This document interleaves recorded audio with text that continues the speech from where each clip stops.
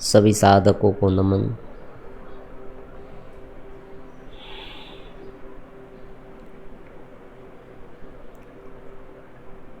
दो प्रकार की विद्या, एक है अपरा विद्या और दूसरी है परा विद्या। इनके बारे में विस्तृत रूप से हमने इनके पहले वीडियो में समझा। आज कुछ ऐसे प्रश्न हैं जो इस विद्याओं में से उत्पन्न हुए हैं, जो इस वीडियो में से उत्पन्न हुए हैं। उसमें से पहला जो प्रश्न है वो कुछ इस प्रकार का है।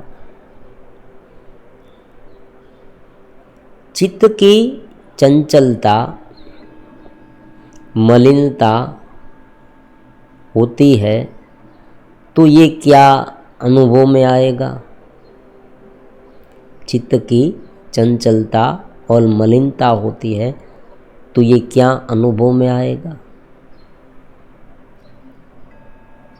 इसे हटाने के लिए और कोई उपाय करने पड़ते हैं या स्वयं यही पर्याप्त है?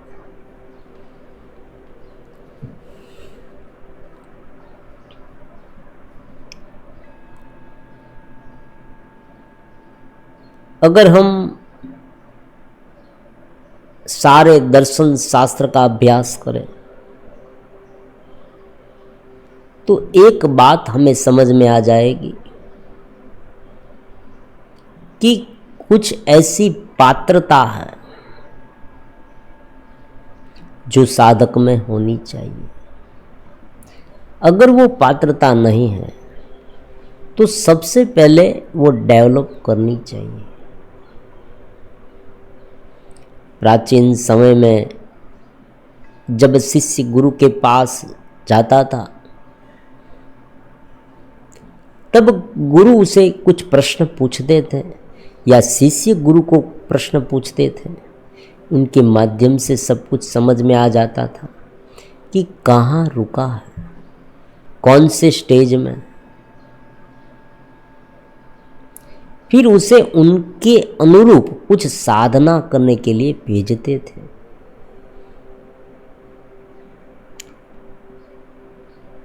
अलग अलग प्रकार के नाथों की कथा आपने सुनी होगी। गोरखनाथ, मचंद्रनाथ, निवृत्तिनाथ, कनाफीनाथ, ये सब जो नाथ का पूरा संप्रदाय है। उस संप्रदाय में जो प्रारंभिक रूप में साधक होता था, शिष्य होता था, उसे 12 साल तक एक मंत्र जाप करने के लिए कहते थे। उसे ये कहा जाता था कि तुम 12 साल तक ये मंत्र जाप करो, ये नियमों का पालन करो, ब्रह्मचर्य में रहो। तो धीरे धीरे क्या होता था, पृष्ठभूमि मजबूत हो जाती थी। फिर बाद में ये जो ज्ञान है वो उनमें दृढ़ होता था। क्योंकि एक बात तो सहज है कि थोड़ी बहुत चित्त शुद्धि होनी आवश्यक है।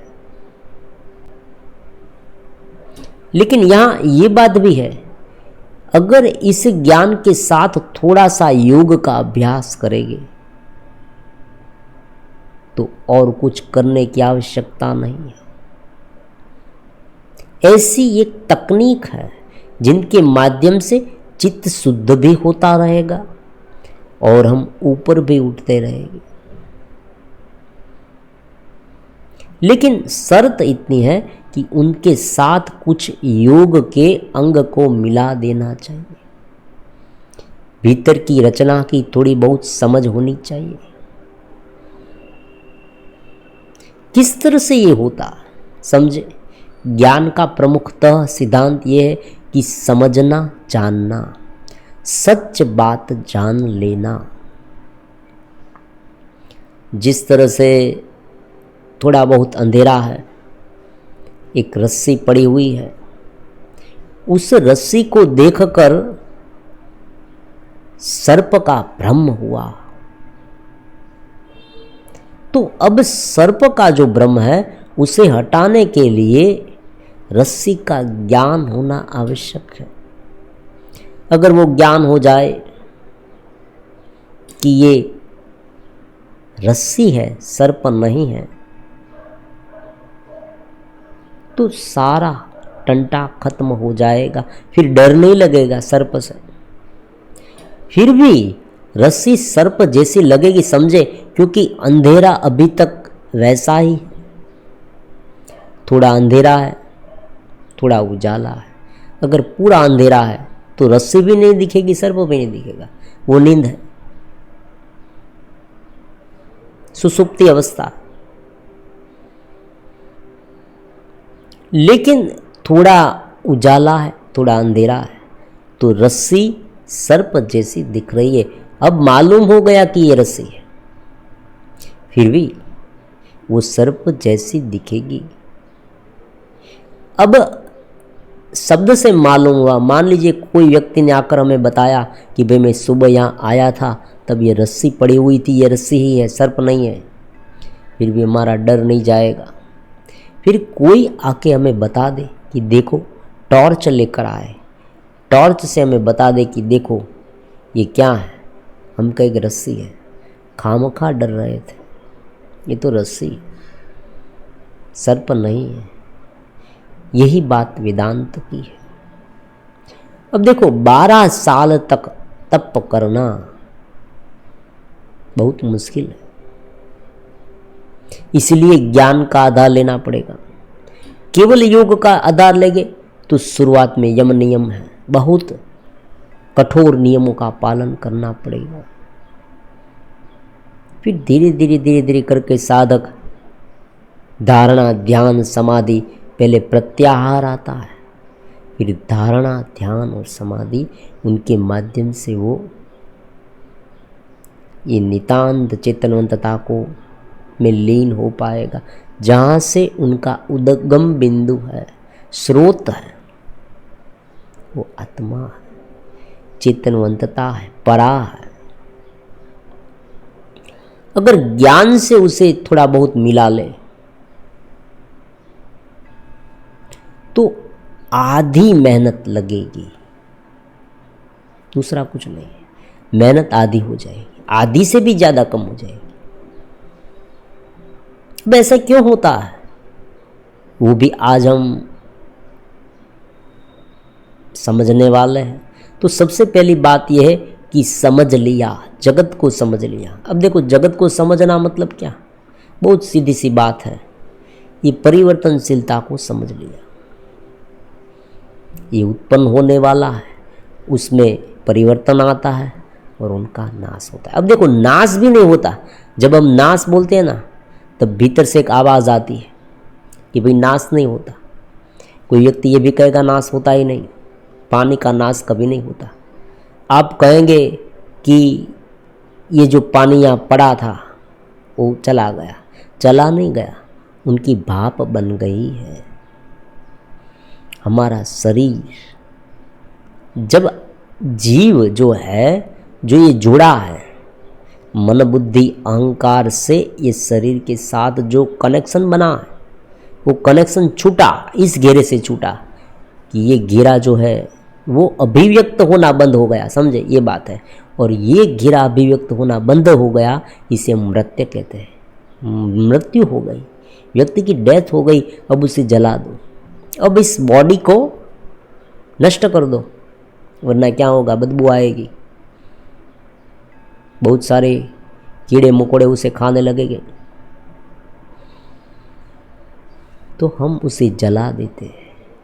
कोई व्यक्ति जमीन में डांट देता है, कोई कुएं में फेंक देता है, जो भी है, लेकिन उनका विघटन होके अलग अलग प्रकार के 5 तत्वों में फिर से वो विलीन हो जाता है, उनका नाश नहीं होता, उनका आकार का नाश होता है। तो इस बात को, जो पूरी बात जन्म और मृत्यु की है, उसे बार बार समझ लो। बार बार जब भी ऐसी सोच आए, कोई आकर्षण उत्पन्न हो, धन है, संपत्ति है, सत्ता है, कोई स्त्री है, विषय वासना, कुछ भी आसक्ति उत्पन्न हो, तुरंत ही ये सोचो कि ये जो मैं देख रहा हूँ, ये जो मैं सुन रहा हूँ, ये मैं जो चख रहा हूँ, ये जो मेरी इच्छाएं है, वो सारी इस जगत में ही रह जाने वाली है। तो ये ज्ञान का मंत्र है। समझा नहीं, समझे, समझा नहीं और केवल मन को एकाग्र करेंगे तो मन क्या करेगा? मन थोड़ी देर तक एकाग्र होगा, फिर जो उसने सोच रखा है, जो उनकी मान्यता है, क्योंकि उसे ये सच लगता है, ज्ञान कह रहा है कि ये जो तुम देख रहे हो वो माया है, वो सच नहीं है। तो आधी समस्या, आधी से भी ज़्यादा समस्या यहाँ ही समाप्त हो जाती है कि भी हाँ, ये तो सच है ही नहीं। फिर उनके बारे में सोचने का अर्थ ही क्या है? अगर इतना मालूम हो गया तो क्या हो गया? मन शांत होने लगा, अपने आप शांत होने लगा। जितनी गहरी समझ उतना मन शांत, मन हमें सताएगा नहीं। फिर ज्ञान में दूसरी बात आती है, एक बार समझ में समझ लिया कि ये जगत है, परमात्मा है, परमात्मा से ही जगत माया से उत्पन्न हुआ है, ये सब वो सब 5 तत्व के बारे में समझ लिया। फिर मन की जो किस तरह से मन काम करता है वो भी समझा। अगर कोई व्यक्ति ये वीडियो बार बार देखता रहेगा तो उसे समझ में आ जाएगा कि संवेदनाएं आती हैं, उनका रिकॉर्ड होता है और स्मृति के माध्यम से हम ये देख पाते हैं कि ये वस्तु, ये व्यक्ति अपनी कक्षा के अनुसार जगत को देखता है ना। जगत ऐसा है, वैसी बात नहीं है।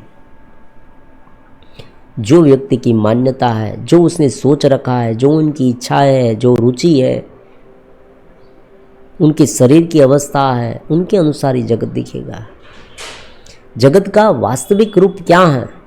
वो बोलना इम्पॉसिबल जैसा है, असंभव जैसा है। अब जगत का वास्तविक रूप कह नहीं पाएंगे, क्योंकि जब भी आप बोलेंगे अपनी कक्षा से बोलेंगे। मान लीजिए चींटी है तो चींटी क्या कहेगी? इस घर को, उसे घर दिखेगा ही नहीं। पहली बात तो ये, इसे बहुत बड़ा कुछ पर्वत जैसा लगेगा, और छोटी सी गुफा में, वहाँ छोटा सा हॉल है, वहाँ वो रह रही है, तो उसे क्या लगेगा? ये घर कुछ अलग प्रकार का लगेगा ना। उनकी दृष्टि अलग है, उनका शरीर अलग है। तो जगत अलग अलग व्यक्तियों के लिए अलग अलग दिखेगा। उनका मतलब ये हुआ कि जगत के लिए दिखता नहीं, जगत हमारे लिए दिखता है। हम अपने चश्मे से देख रहे हैं कि ये जगत ऐसा है, वैसा है। तो ये सब ज्ञान का विषय है। तो बाहर से जब संवेदनाएं आती है, तब हमने जो सोच रखा है पहले, उनके अनुसार ये हम देख पाते हैं ना। तो ज्ञान का विषय, तो समझ विकसित हो गई। ये सब समझ, जो इसे समझ कहते हैं, ज्ञान कहते हैं, समझ कहते हैं। जान लिया, अगर तुमने इस आत्मा को जान लिया, आत्मा क्या है, अनात्मा क्या है, ये जान लिया। इसलिए भगवान ने भगवद गीता के 2 अध्याय में अर्जुन को ये बात बताई कि तुम क्या हो वो तो पहले जानो। तुम अपने स्वरूप को जानो। तुम दिव्य हो, तुम चेतनवंत हो, तुम ये शरीर नहीं हो, तुम ये मन नहीं हो, तुम ये बुद्धि नहीं हो। ये सब तुम्हारे साधन है, विवर्त है। ये तुम में से उत्पन्न हुए हैं और तुम में ही समा जाने वाले हैं। ये बात है, परमात्मा में से ही ये उत्पन्न हुआ है। उनका उपादान कारण और निमित्त कारण दोनों परमात्मा। उपादान कारण मतलब जिनमें से वो उत्पन्न हुआ है। मिट्टी है, वो घड़े का उपादान कारण है, उनमें से उत्पन्न हुआ है ना। और निमित्त कारण, ये जो चाक है वो निमित्त कारण है, कुंभार निमित्त कारण, उनके माध्यम से ये उत्पन्न हुआ है। तो ये उत्पन्न करने वाला, जिनमें से ये उत्पन्न हुआ है, ये सब वो है, वो चेतनता है। तो आधी समस्या तुरंत हल हो जाएगी। तो यह चित्त शुद्ध होने लगेगा अपने आप। ये बात है, ये बात है। अष्टवक्र गीता में शुरुआत में कहा है कि चित्त शुद्ध करो, विषय को विष समान समझो। ये बात कही है शुरुआत में। आप देखिए अष्टवक्र गीता को पढ़े तो आपको मालूम होगा, शुरुआत में अष्टवक्र मुनि ने कहा, हे जनक, विषय को तुम विष समान जान।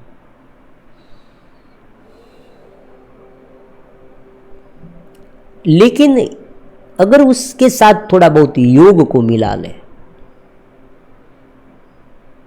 केवल योग, बहुत लंबा होगा, 12-12 साल तक तपश्चर्या करनी पड़ेगी, क्योंकि कोई समझ नहीं। समझे, एक व्यक्ति आया, समझे आप, एक साधक आया, नया नया साधक है, बिल्कुल नया साधक बैठा, गुरु से मिला, गुरु ने उसे पूछा तुम कहाँ रहते हो, उसने सब कुछ इधर उधर का बताया, उनका नाम ठाम सब बताया। फिर उसने कहा मुझे कुछ करना है, साधना करनी। गुरु ने उसे माला दी, ये माला लो। कुछ भी ज्ञान नहीं दिया, केवल माला दी और कहा कि तुम ये मंत्र जाप करते रहो, घर पे जाओ, आज घर पे जाओ, मंत्र जाप करते रहो, बस। इस मंत्र जाप से भी होगा, ये समझने वाली बात है। कोई व्यक्ति कहेगा, कभी कभी मैसेज मिलते हैं कि क्या मंत्र जाप से ही होगा? गुरुदेव, मंत्र जाप से क्या हो सकता है? हाँ, हो सकता है, मंत्र जाप से भी हो सकता है, लेकिन मंत्र जाप करने की कैपेसिटी हम में होनी चाहिए ना। हम क्या करते हैं? हम सब कुछ करते हैं ना, थोड़ा मंत्र जाप करते हैं, थोड़ा ये करते हैं, थोड़ा वो करते हैं, इस तरह से नहीं होगा। ये बहुत मुश्किल काम है। निरंतर मंत्र जाप होना चाहिए, सांसों की माला जपनी चाहिए, निरंतर सांस। जिस तरह से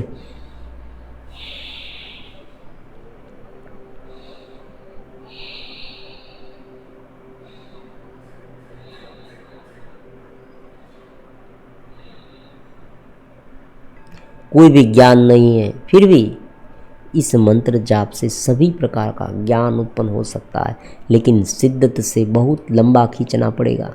व्यक्ति थक जाता है, बीच में साधक थक जाता है, हार जाता है और ये भी कहेगा कुछ नहीं हासिल हुआ, 15-15 साल से मंत्र जाप कर रहा हूँ, कुछ हासिल नहीं हुआ,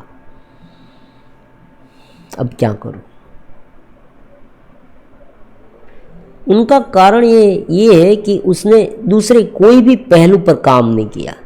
ना तो उसने विषय पर काम किया, ना तो जगत की आसक्ति पर काम किया, जगत के व्यवहार पर काम किया, कोई भी चीज़ पर उसने काम नहीं किया, केवल ही केवल इसमें रहे। तो ये मुश्किल होगा। और अगर कुछ नियमों का पालन करते करते वो करेगा, मान लीजिए यम नियम है, अहिंसा है, सत्य है, संतोष है, ये सब अलग अलग नियमों को पकड़ पकड़ कर पालन करेगा तो भी मुश्किल होगा। तो ज्ञान के साथ योग का मिश्रण करके नई तकनीक है, चेतस में रहना, अद्भुत चेतना में रहना, वेदांत की। देखो इसमें क्या होता है, सबसे पहले समझ क्रिएट करनी है, समझ से आधी समस्या हल हो जाएगी। फिर साक्षी भाव में रहना, परमात्मा में रहना, चेतना में रहना, दिव्य चेतनवंतता में रहना। उनसे क्या होगा? मन से ऊपर उठेगी, मन को देखेंगे। जैसे ही मन को देखना शुरू करेंगे, मन को समझना शुरू करेंगे, मन शांत होने लगेगा। फिर समर्पण भाव तो है ही, ग्रेटिट्यूड का भाव है, निमित्त मात्र है हम, ये सब है। तो उस तरह से क्या होगा कि चित्त शुद्ध भी होता जाएगा और हम भीतर से उपराम होते जाएंगे, भीतर चेतनवंत होते जाएंगे, सब कुछ अपने आप होता रहेगा। तो समझ से बहुत काम होता है, लेकिन समझने के बाद क्या करना है? उसमें रहना है। शुरुआत में ध्यान करना पड़ेगा, समझे? वो ध्यान कैसा है? वो ध्यान ऐसा नहीं है कि जिस तरह से हम ध्यान करते हैं, हम कोई एक वस्तु पर मन भटक रहा है और वहाँ से मन को वापस ला कर उस ध्येय पर लगा दे, इस तरह से नहीं। हम स्वयं चेतनवंत हैं, कोई भी प्रयास ना करे, जो मन उत्पन्न हो रहा है उसे देखे। यहां भी दो मार्ग है। कोई कहता है कि भीतर शून्य है, समझे। अब जो आजकल ये जो विपश्यना है, ये सब आप देख रहे हैं, वो बौद्ध मार्ग की है, ये भी अच्छी साधना पद्धति है। लेकिन यहाँ वेदांत की जो साधना पद्धति है, वो साधना पद्धति और उसमें थोड़ा डिफरेंस है। वो डिफरेंस कब हमें पता चलेगा? जब हम गहनता से उनका अभ्यास करेंगे। अब देखो, व्यक्ति जब साक्षी भाव में जाता है तब उसे शून्य में नहीं जाना, ये बात अलग है। इतना डिफरेंस है, शून्य होना और चेतनवंत होना। चेतना है, दिव्यता है, परमात्मा है, ब्रह्म तो है ही, शून्य नहीं हो जाता, समझे। मान लीजिए जगत नहीं रहेगा फिर भी शून्य नहीं हो जाएगा। शून्य में से ये जगत उत्पन्न हुआ, ये शून्य क्यों लग रहा है, समझे। ये भी है, शून्य क्यों लग रहा है? शून्य है लेकिन शून्य नहीं है। शून्य मतलब कुछ नहीं है, इस तरह से शून्य नहीं। शून्य मतलब इसका कोई आकार नहीं है, उस तरह से शून्य। कोई भाव नहीं है, द्वेष राग ऐसे कोई जो इंद्रिय गम्य भाव है वो उसमें नहीं है, लेकिन चेतनवंतता है। आप देखिए बिजली का तार, उनका एग्जाम्पल है, सुंदर सा एग्जाम्पल, बिजली का तार। आपको देखने को, आप देखेंगे बिजली के तार को तो आपको इलेक्ट्रिसिटी दिखाई नहीं देगी। बिजली कितनी तीव्रता से उनमें बह रही है। 11 kV लाइन है, देखिए आप ऊपर देखेंगे बहुत बड़ी 11 kV लाइन जा रही है, आप नीचे खड़े हैं, आप देखेंगे कहीं पर भी आपको इलेक्ट्रिक नहीं दिखेगी, वो दिखने वाली नहीं है। लेकिन उनका करंट लगे तो पता चलेगा, सिर के बाल जड़ जाएंगे, हम पूरे के पूरे सुलग जाएंगे, वहाँ ही जल जाएंगे, राख भी हाथ नहीं आएगी, राख होकर ही नीचे पड़ेंगे। 11 kV लाइन पर अगर हम थोड़ा सा टच करें, अर्थिंग मिल जाए तो क्या होगा। उस तरह से ये शून्य नहीं है, चेतनवंतता अविरत रूप में बह रही है। हमें केवल क्या करना है, जो एपी सेंटर में आज हम हैं वहाँ से ऊपर उठ के उनके साथ मिलना है। नीचे हम हैं, नीचे ये मन में, बुद्धि में, इंद्रिय में, ये शरीर में गिरे हुए हैं, वहाँ से हमें ऊपर उठते उठते उनके साथ मिल जाए। जैसे जितने उनके करीब जाएगी उतनी चेतनवंता निखार देगी, हमें दिव्यता से भर देगी, निरति से आनंद से भर देगी, पूर्णता से भर देगी, प्रकाश से भर देगी। हमारा पूरा शरीर जो है, हमारा पूरा अस्तित्व है, वो उनकी आभा मंडल में पूरी तरह से समा जाएगा। तो इस गहरे महासागर में रहकर हमें मन को देखना है, इंद्रिय को देखना है, विषय को देखना है, उनमें नहीं फंसना। बस इतनी सी बात है। देखो, हर रोज ये साधना हो सकती है, एक एक क्षण पे ये साधना करनी है। ऐसी बात नहीं कि सुबह उठकर ये साधना की। हाँ, शुरुआत में सब कुछ ज्ञान समझ लिया, फिर सुबह उठे, जब भी समय मिला एकदम शांति से बैठ जाए। हृदय चक्र यहाँ है हमारा, हृदय चक्र, अनाहत चक्र, विदय चक्र, आनंद से, प्रेम से भरा हुआ चक्र है, शांति से भरा हुआ चक्र है, अनंत अनंत अनंत अनंत आनंद से भरा हुआ चक्र है। इनमें रहना है, मन को देखना है। अब देखो, मन क्या करेगा? मन अलग अलग प्रकार के विचार करेगा, मन को देखेगी। मन तुम मेरे साधन हो, ये हमारा सूत्र है। मन तुम मेरे साधन हो, मैं तुम्हें चलाऊंगा तब तुम चलोगे। शरीर तुम मेरे साधन हो, मैं तुम्हें चलाऊंगा तब तुम चलोगे। इंद्रियां तुम मेरी साधन हो, ये हमारे साधन है, ऑर्गन्स है हमारे। अब देखो, नौकर है, जो नौकर है वो अगर मालिक बन जाए तो क्या होगा? मान लीजिए आपने 3-4 सर्वेंट रखे अपने घर में या अपनी ऑफिस में, तो पहली आवश्यक शर्त क्या है सर्वेंट की, कि उसे क्या करना पड़ेगा कि जो हम ऑर्डर देंगे, तुम्हें ये काम करना है, वो उसे करना होगा। ये पहली आवश्यक शर्त है। अगर वो अपनी मनसूबी से सब कुछ करने लगे, मनमानी करना, देखिए आप, मनमानी करना ये शब्द है, मनमानी करता रहेगा। अगर वो मनमानी करता रहेगा तो क्या होगा? बहुत स्वाभाविक बात है कि जहाँ पर आपको जाना है, जो आपने ध्येय रखा है, वो सिद्ध नहीं होगा आपका। आप वास्तव में आप उनके गुलाम हो जाएंगे। वो मनमानी करेगा क्योंकि उसे आपको मनाना पड़ेगा। देखना, कर देना भैया, ये सब आप कहेंगे उसे, नहीं करूँगा मैं, मुझे जो पसंद है वही मैं करूँगा, मुझे जो पसंद है वही मैं करूँगा। आप कहोगे और मैं नहीं करूँगा, मैं अपनी इच्छा से करूँगा। तो बहुत स्वाभाविक रूप में आप तंग आ जाएंगे ना, मानसिक रूप से। हो सकता है आप बिजनेस बंद कर दे, पूरा बिजनेस बंद कर दे, क्योंकि घाटा हो जाएगा। क्योंकि जो आपने एक योजना बनाई है, प्लान के मुताबिक वो नहीं चलते, वो चलेगी अपने हिसाब से। और उसे क्या पसंद है? वो कम काम और ज़्यादा दाम। तो यहाँ भी इंद्रिय को यही पसंद है, वो विषय भोग चाहती है। मन क्या चाहता है? मन ये अलग अलग प्रकार के, और मन जो है ना, वो अलग अलग प्रकार के विषय नवीनतम रूप में चाहता है। समझे? आपने आज ये स्वादिष्ट वानगी खाई, कल आपको ये इच्छा होगी, ये नहीं दूसरी चाहिए। सभी विषय में ऐसा है, उसे कुछ नया चाहिए, नया नया चाहिए, ये नहीं वो नहीं, ये नहीं वो नहीं। अहंकार में भी ऐसा है, उसे एक व्यक्ति पर वो सत्ता उसने डटा ली, इस पर मैं सत्ताधीश हो गया, इनसे काम नहीं होगा, इनसे भी ज़्यादा, इनसे भी ऊपर उठूंगा। आप देखिए सिकंदर का एग्जाम्पल, अलेक्जेंडर। सिकंदर ने पूरी दुनिया सर कर ली, पूरी दुनिया का राजा बन गया, फिर भी उसे शांति नहीं हुई।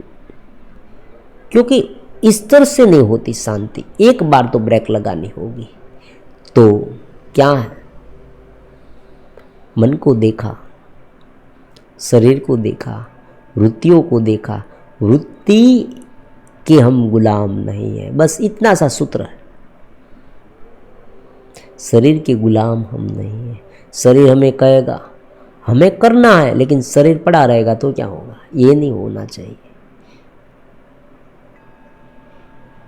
हाँ, एक बात है, शरीर की हमें केयर रखनी होगी, ये बात है। जो एम्प्लॉय आपके, उनकी केयर आप रखते हैं ना, आप उसे दिवाली में बोनस देते, मिठाइयाँ देते, छुट्टी देते, आप ये भी कहेंगे तुम बहुत काम तूने किया है, थोड़ा बहुत थक गए हो ना, थोड़ा बैठ जाओ, शांति से करो, कल कर लेना, करना तो तुम ही है ना। लेकिन वो कब होगा? जब आपकी इंद्रियां, आपके नौकर आपके वश में होंगे, तब दोनों मिलकर आगे बढ़ेंगे, दोनों मिलकर इस चित्तनवंत की यात्रा में आपका साथ देंगे। लेकिन यहाँ क्या हो रहा है? मन हमारे वश में नहीं। डिप्रेशन में आ गए तो इतने डिप्रेशन में आ जाते हैं कि बाहर निकलना मुश्किल हो जाता है। नींद में चले जाते हैं तो सुबह उठना मुश्किल है। पड़े रहते हैं, मोबाइल देखते रहते हैं, क्या कुछ नहीं होता हमारे साथ। हम दूसरे व्यक्ति पर कंट्रोल करें वो तो दूर की बात है, हम अपने आप पर कंट्रोल नहीं कर पाते। तो पहले ये करना है, पहले हम एक मजबूत खूंटी गाड़े।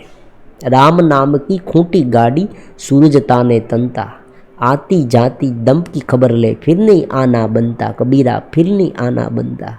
देखे, राम नाम की खूंटी गाड़ी, भीतर जो चेतना है उसको पकड़ रखे, फिर ये जगत आसपास घूमता रहेगा, उसे आप देखें, शांति से देखें।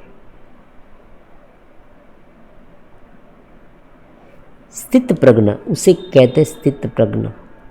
भगवान ने कहा स्थित प्रज्ञ का भाषा। तो ज्ञान और योग से दोनों का आश्रय, अब देखो आप ये कहेंगे कि भाई इसमें दोनों का आश्रय हमने किस तरह से लिया, ये समझ में नहीं आया। देखो यहाँ तत्व ज्ञान की वो बारीकी से समझना है। देखो जगत मिथ्या है, वो ज्ञान का विषय है। ये जो उत्पन्न हो रहा है, नाश हो रहा है, ये सब हमने कहा, ये सब आपने समझा, आप कहीं पर पढ़ रहे हैं, उपनिषद में कहाँ है, वो ज्ञान का विषय है। जगत को, अपने स्वरूप को, ब्रह्म के स्वरूप को, चेतना के स्वरूप को, इंद्रिय के स्वरूप को, विषय के स्वरूप को, ये भीतर की जो रचना है, जो सांख्य शास्त्र के अनुसार मन बुद्धि अहंकार है, किस तरह से बाहर से ये इम्पल्स आते हैं, अलग अलग संवेदनाएं, उनका रिकॉर्डिंग होता है, कोडिंग होता है, फिर हमारी स्मृतियों में गड़ जाता है, उनके अनुसार वासनाएं उत्पन्न होती है, देखते, ये सब ज्ञान का विषय। ज्ञान अनंत है, बहुत बड़ा ज्ञान है, जितना ज्ञान ज़्यादा, लेकिन उसे योग में नहीं ढाला। योग तो, योग का क्या, योग किस तरह से योग है?